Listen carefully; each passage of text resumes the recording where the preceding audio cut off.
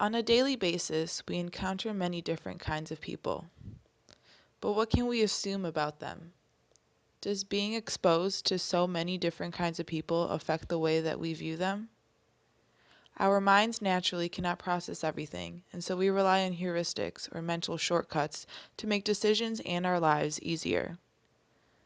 We rely on what's available to us, what's convenient, and what's similar to our beliefs. But just how much of our mental shortcuts are brainwashed by stereotypes that we see online, in television shows, and in movies? Just how many of these heuristics have proved us wrong in our perception of things? How many stereotypes have we subconsciously assumed onto someone we see walking down the street? On a surface level, we all judge people based on their appearance, but below the surface is a person and a story that we don't know. We cannot truly know what someone has been through when it comes to just their appearance. We cannot know of the struggles that they've been through. We don't know the journey that they've had to get them to where they are today. Ultimately, we are too comfortable taking the easy route and assuming characteristics onto someone than having an actual conversation with them. No book should be judged by its cover, and no person should be judged by their appearance. This I believe.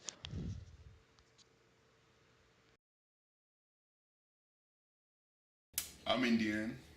I moved here when I was 10, and it was different, I guess, because a lot of people gave me weird looks, especially after 9/11. I remember I was in eighth grade, and right when that happened, when I was walking down the hallways, I could notice like people were staring at me more than usual. Like people who I knew didn't really talk to me the same anymore. It's just kind of weird sometimes when they assume really random things or ask me really random things, even if they're trying to be polite about, whether I ate dog or not at any point in my life. Because in Korea they do have a soup and it's called poshingtang, and it is actually made out of it has dog meat in it, and I guess that got around, and people will come up to me and they'll just be like, "Oh, hey, have you ever tried dog before?" And I'm like, "Of course not." I'm Nigerian. I'm actually not. I'm actually an immigrant, and so one thing is African American culture. First of all, is different from African culture. However, because I do have dark skin, when I'm viewed by other races and other ethnicities, I am viewed as a black male. When customers approach me, they normally assume that I'm uneducated and lazy. When people randomly make remarks like, "Oh, like Gandhi," or something which has nothing to do with anything, I guess. As a black male, there are many stereotypes that I have faced, especially being a relatively large black male. I'm 6'1", and oftentimes when I'm walking down the street and someone of a different race is walking towards me, they tend to. I've had instances where they've actually gone to the other side of the street to avoid any form of contact or even being near. So, as you can tell, I love dogs, and I've had dogs the majority of my like life. Every other freshman guy, I was rushing around, and I was with a group of guys from my floor and also friends from high school, and we went to a couple houses, met some of the guys. It was pretty fun, but once people started to find out that I was gay, a lot of houses would, extend bids or invite people back who were my friends, and I would always be the person who wasn't invited back. And, it was an obvious reason why. When I first meet someone new, they always ask me, or they assume that I own a business or my mom's a doctor or something. I've been living on my own since I was 16, and retail was the only job that would financially support me.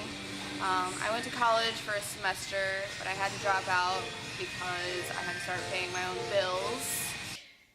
I think in that way I'm kind of whitewashed, and in many other ways. It's also been very difficult because of the stereotypes that follow, such as what I might want to do with my money, in terms of the music I like, as well as just general interest from food. And I'm sure many of you know what those stereotypes are. So my whole family would, well, when I tell them like what I want to do, if it's not something medical, they would not approve, or like engineering, I guess. But most of them just trying to force me into going to something that's medical, like become a doctor or dentist or a nurse or something that has to do something with medicine. Doesn't matter what it is. So now I have to work 2 jobs to financially support myself, and I'm trying to save up enough money to put myself back through college so I don't have to work retail anymore.